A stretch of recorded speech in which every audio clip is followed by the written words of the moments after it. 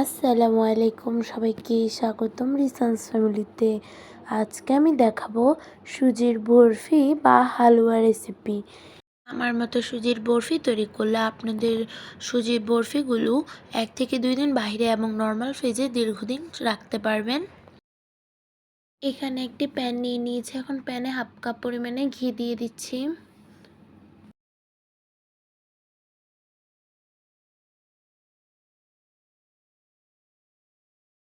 এগুলোকে মেল করে নেওয়া হয়ে গিয়েছে। এখন আমি এখানে 1.5 কাপ সুজি নিয়েছি, সুজিগুলো দিয়ে দিচ্ছি।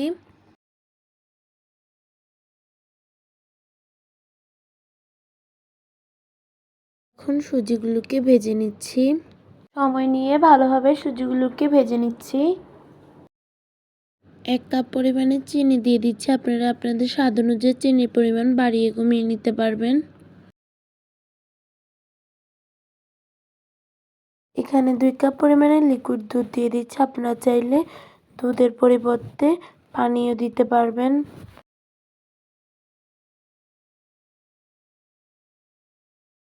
1/4 টিস্পুন এলাচ পাউডার দিয়ে দিচ্ছি। এখন এগুলোকে এভাবেই রান্না করে নিব।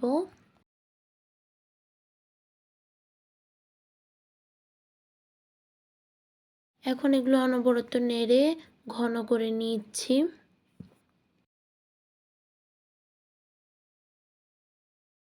আপনারা যদি সুজির হালুয়া খেতে চান তাহলে এই অবস্থায় নামিয়ে ফেলতে হবে। আর আজকে আমি সুজির বরফি তৈরি করব, এই জন্য আমি এগুলোকে আরও শুকনো করে নিব। দেখুন এখন প্যান থেকে ছেড়ে ছেড়ে আসছে, এগুলো তৈরি হয়ে গিয়েছে। এখন এগুলো একটি প্লেটে নিয়ে নিব।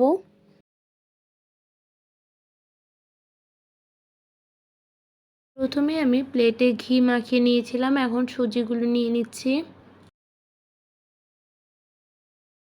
আজকে আমি 2টি ডিজাইনের তৈরি করে দেখাবো। প্রথমটি আমি দেখাচ্ছি বরফি ডিজাইন বা ডায়মন্ড কাট, আর দ্বিতীয়টি করব বিভিন্ন কুকি কাটার দিয়ে শেপ দিয়ে নিব। আমি 2 ধরনের বাদাম কুচি দিয়ে দিচ্ছি, আপনারা চাইলে কিশমিশও দিতে পারেন। এখন বরফি কাট করে নিব।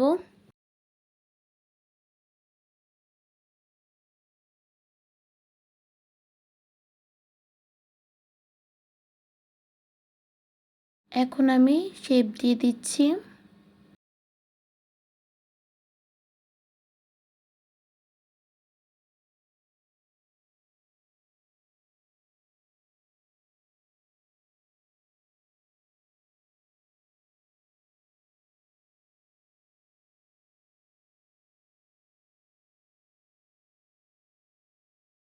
এখন এখানে কিছু কুকি কাটারের সাহায্যেও বরফিগুলো তৈরি করে নিচ্ছি।